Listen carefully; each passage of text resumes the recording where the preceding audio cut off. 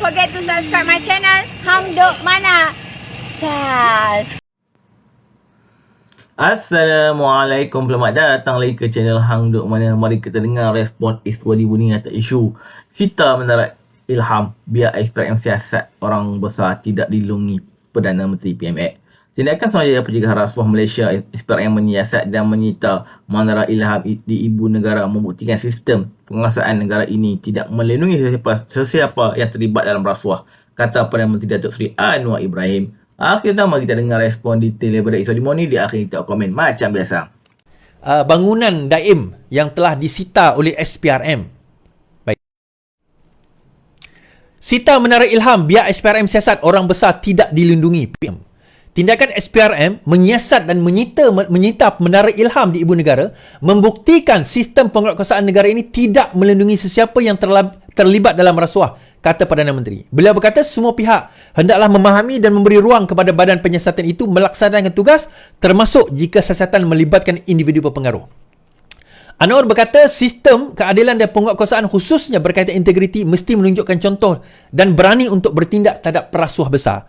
Biar SPRM jalankan tugas dia dan tidak kiralah kedudukan siapa pun. Kalau tidak siasatan terpilih nanti umum akan kritik ikan kecil saja ditangkap tetapi kepala individu tidak disentuh. Dalam isu bangunan ini dikatakan lebih ratusan bilion.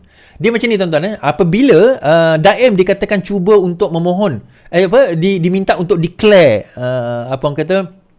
declare aset-aset tersebut, beliau tak nak declare, menyebabkan ini bacaan saya lah, betul atau tidak kan.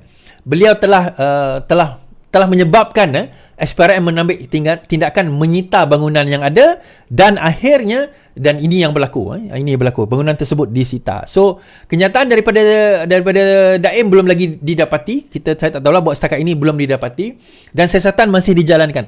Dia berkaitan dengan apa? Berkemungkinan, ini kemungkinan, kita pun tak ada pendetailan lagi. Dia berkaitan juga dengan Tun Mahathir. Ini ada kemungkinan, tapi we have to see. Directly or indirectly nanti dia akan ada kaitan dekat situ. Kita akan lihat bagaimana Daim tu sendiri nanti akan ada kaitannya, perkaitannya dekat situ. Tetapi detail saya tak akan dual lagi buat masa ini sehinggalah ada butiran-butiran khas yang akan dibentangkan atau di made public by SPRM kerana masih lagi dalam siasatan. Baik, habis kat situ. Terbaru tuan-tuan. Kisah PN dah angkat sumpah sampah. Semalam di dalam Telegram dan juga di dalam Twitter Papagomo dinyatakan Tun Mahathir akan ambil alih kerajaan. Hari Jumaat kerajaan akan berubah. Allahu Akbar. Takbir. Kerajaan akan berubah. Dr. Sam akan menjadi Perdana Menteri. Ya, hari ini. Dia kata semalam, esok Anwar akan tumbang. GPS dan GRS telah mengatakan sokongan terhadap kerajaan PN dan akan membentuk kerajaan Perikatan Nasional yang baru dan disebutkan nama Dr. Sam bakal menjadi Perdana Menteri. Alhamdulillah, takbir. Baik, saya daripada masa depan dah tukar kerajaan belum? Dah tukar kerajaan ke belum? Belum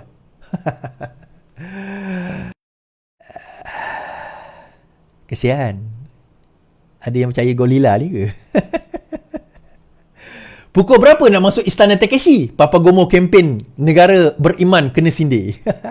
Papagomo yang kini menjadi pujaan penyokong berani mati PAS dihujani sindiran susulan muat naik poster negara baharu, negara beriman penuh taludan di laman X pukul 4.26 pagi tadi. Tentera Cyber Pembangkang Berkenaan dalam catatan ringkas itu menulis, terima kasih Tun Mahathir dan Kebangkitan Islam memimpin dunia. Dia juga meninggalkan 4 tanda pagar hashtag negara baharu, negara beriman, penuh tauladan dan reset bond. Tidak cukup itu, poster yang dilampirkan pula terpampang ungkapan insya-Allah misi kita bersama 2024 1445 Hijrah. Rata-rata warganet menyela dan melontarkan komentar sinis berhubung niat apa yang dilihat mahu menumbangkan kerajaan mana ni pimpinan Datuk Seri Anwar Ibrahim pada hari. So pada masa itu ada juga mesej saya, benarkah kerajaan tumbang? Saya kata, korang ni yang tu pun korang nak percaya kan? Ada lencun. Tuan-tuan, lencun pengikut PAS kena kencing tuan-tuan. Lencun. Saya budak yang, ada satu budak tu dia tweet tau, dalam X dia tweet. Dia kata, itulah walanon semua akan menangis esok hari. Saya tengok tweet tu dah tak ada, dia dah delete. Ada hashtag tuan-tuan, boleh tak kita buat hashtag pas kencing? Pas kencing, boleh tak tuan-tuan? Hashtag pas kencing. Come on tuan-tuan, hashtag pas kencing. Tolong share 71 orang je. Kita target 200 orang, boleh tak? Tolong tap-tap plus 100,000. Pas kencing, boleh tak tuan-tuan? Hashtag pas kencing. Pas kencing. Pas kencing. Allah, 150 kursi. Dah jadi kerajaan. Dah dapat jawatan.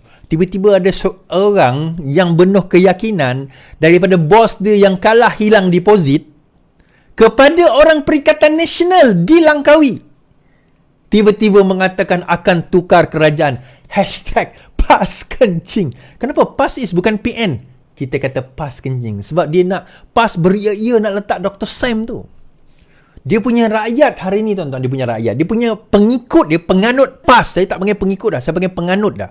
Sebab penganut ni tuan-tuan. Dia dah macam satu agama tu. Percaya dia tu buta tuli gila. Apa saja pemimpin dia kata dah kira macam bawah sikit daripada wahyu dah lah. Dah kira macam satu bawah sikit je daripada wahyu. Tu je. Nasib baik tak jadi wahyu. Semuanya macam dianggap tu dah macam decree daripada Tuhan dah. Ini yang Allah kata dalam Al-Quran kan. Tidakkah kamu mengambil rahib-rahib kamu sebagai Tuhan kamu. Pas kencing, satu kataan. Kan? Kencing. Lencun pemimpin PAS mengencing pengikut-pengikut. PN yang mengencing pengikut-pengikut dia. Lencun tuan-tuan. Menyentuh soal lencun ini saya nak cerita juga. Cyber trooper PN dan juga pembangkang yang ada sekarang ini. Dia punya sembang kencang tumbang pokok tuan-tuan. Dia punya sembang tu macam dia terpaling hebat, terpaling pandai, terpaling ekonomi, dia kalau pegang kuasa, kali tengok kena kencing lagi tuan-tuan. So bila Rafizi hari tu menjemput yang bodoh viral tu, YB viral tu, untuk pergi buat live. Jom kita jangan berselindung di balik digital, datang ke podcast kami, kita buat podcast debat bersemuka. Dia kata apa? Oh, ini kata nak debat sekali buat podcast bersemuka, dia tak berani. Hari ni dia pergi jual kacang, kawan saya kata. Saya tak tengok live dia lah kan. Dia kata dia pergi jual kacang. Hashtag pada dia, pas kencing. Hashtag Y yang bacol. Hashtag yang bacol. Hashtag yang bangang. Yang bangang viral. Hashtag yang bacol viral. Boleh tak? Meroyan orang PAS malam ni tuan-tuan. Meroyan orang PN malam ni. Marah dia orang maki. Bila kita nak tukar, kita dah kena kencing. Bila dia ajak berdebat, akhirnya mereka takut kena tengih. Tak berani tuan-tuan. Menteri offer. Bukan senang menteri offer. Zaman kami dulu nak harap menteri offer. Jauh panggang daripada api. Ulasan. Ini daripada Syukri Syukri Razab. Roh nih. Pembangkang takut kena tengih. Unik dan luar biasa apabila seorang menteri utama kerajaan menyediakan gelanggang dan menjemput para pengkritik untuk menghentam beliau secara berdepan dalam sebuah program yang disiarkan secara langsung. Sepatutnya 8 Januari akan datang menyaksikan hero Melaya Perikatan Nasional yang menjadi pemberani pertama untuk mencabar Rafizi dalam siaran podcast yang dinamakan sebagai YBM yang bakar menteri. Mengapa langkah Rafizi ini pelik dan unik? Mengimbau karakter pemain politik Malaysia, debat merupakan stunt yang sering menjadi senjata paling ampuh bagi pihak pembangkang atau pengkritik kerajaan. Namun, pantang ada gerak-geri kerajaan yang nampak goyang, pasti akan muncul cabaran debat terbuka dari pemimpin pembangkang.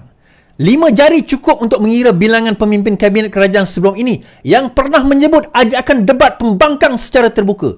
Tetapi langkah Rafizi telah menterbalikkan tradisi. Salam perdebatan dimulakan oleh pemimpin kanan dalam kabinet kerajaan. Melihat kepada lenggok bahasa pejuang maya Perikatan Nasional sepanjang tahun, pemerintahan kerajaan perpaduan boleh dijangkakan yang mereka pasti akan berebut untuk tampil dalam gelanggang yang dibuka oleh Rafizi ini. Namun, inilah peluang terbaik untuk menghujat Rafizi. dengan dalil-dalil bernas mereka dan mengkalungkan revisi sebagai Menteri Ekonomi paling gagal seperti yang mereka selalu katakan. Tetapi ajaibnya tuan-tuan, sehingga hari ini 22 Disember masih belum ada perkabaran daripada gombolan tentera maya Perikatan Nasional yang berani hadir. Panglima Maya Nasional yang berani hadir, yang gagah, yang dikenali sebagai YB Viral juga mengelak untuk hadir dengan alasan yang cukup lemau, tuan-tuan. Beliau berselindung di balik alasan yang beliau mahukan debat dan bukannya sembang podcast. Walhal, kalau beliau betul seorang yang pemberani kerana benar, apa juga platform yang ada, pasti beliau akan gunakan untuk ajar menteri seperti Rafizi secara berdepan. Alangkah ruginya di saat ada pemimpin kerajaan bersifat terbuka dengan persaingan idea secara matang, pasukan pembangkang pula bergerak undur ke belakang. Amat malang negara kita jika bala pembangkang hanya mampu baling batu sembunyi tangan. Pembangkang bersorak sarai meraihkan kepuasan nafsu fitnah dan tohmahan dari kepompong mereka sendiri sahaja. Saya percaya inisiatif Rafizi ini akan membuka mata rakyat terhadap perilaku tentera maya Perikatan Nasional yang hanya gemar mencipta pembalahan dengan fitnah dan pembiasakan fakta, tetapi bacol, tetapi dayus, tetapi bangang dalam nak berdepan dengan menteri itu sendiri dan menyoal secara bersemuka. Kerana apa? Kalau mereka datang, saya sendiri pun akan datang dekat situ juga. Dan saya harap Rafizi bagi saya ruang untuk tanya soalan kepada mereka juga. Macam ayo bala tentera Perikatan Nasional, munculkanlah panglima terhebat kamu untuk berdepan dengan Rafizi. Atau mungkin juga bala tentera pembangkang telah mengambil pengajaran daripada pengalaman YB Bacok pada 9 Ogos lalu. Roh, neh, tersilap langkah nanti kena tenye. #PasKencing, tuan-tuan. #PasKencing. Lencun korang kena kencing dengan pemimpin korang sendiri. Dalam maya, belakang, depan kamera. Huha, hebat, pumpang. Ajak debat bersemuka. Takut, tuan-tuan. Iswardi macamlah kau berani sangat. Search nama saya Iswardi Debat YB GPS dekat dalam YouTube. Saya bersemuka dengan YB pada tahun 2019 di depan wakil dan juga penyokong-penyokong YB itu sendiri. Tak ada hal, tuan-tuan. Kita daripada Parti Keadilan, kita lahir, kita dibesarkan. Itu adalah naratif dan neraca dan juga tarbiyah kita selama ini. Kalau kita berada di pihak yang benar, apa yang kita takutkan? Bersemuka lah. Kenapa takut bersemuka? Kenapa bacol? Nampak gayanya? Pemimpin kena kencing. Sebab apa, tuan-tuan? Kenapa apa? Kalau kita tengok dekat parlimen tu sendiri. Saya nak tanya tuan-tuan. Tuan-tuan pernah tengok parlimen kan? Live. Dia ada buat live sekarang ni. Siapa pembangkang yang betul-betul ada pemikiran yang kritis? Dulu kita ingat tak ada Rafizi, ada Anwar Ibrahim. Pada masa itu ada Tony Phua. Kita ada seperti Lim Kit Siang. Kita ada Lim Guan Eng. Kita ada juga seperti Arwah Salahuddin pada waktu itu. Mujahid Yusof Rawa. Kita ada pembangkang-pembangkang. Even zaman PAS dulu pun, kita ada pembangkang yang kuat yang sekarang ini berada dalam amanah. Tapi sekarang di manakah suara-suara pembangkang yang efisien? Ada yang tulis tadi kerajaan gagal. Saya kata gagal ke kerajaan atau pembangkang yang gagal? Kita tak nampak kat mana yang hebatnya pembangkang ni, tuan-tuan. To be honest, kita tak nampak. Yang fitnah tu ramai. Yang memfitnah tu ramai. Kita tengok Cikgu Bat, Ketua Penerangan Bersatu.